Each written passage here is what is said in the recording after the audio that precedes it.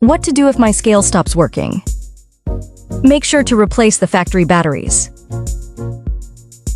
Use only the batteries listed on the approved battery list as displayed.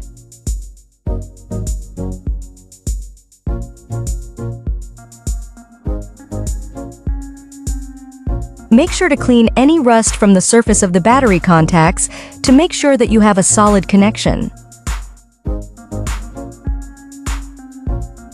Please ensure the positioning of the batteries is correct.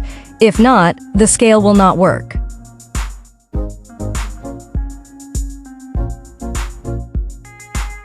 Replace the battery within 3 days when the scale displays LO.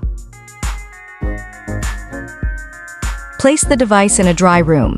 Avoid using and storing the scale in high-temperature places, and never place any heavy objects on the device.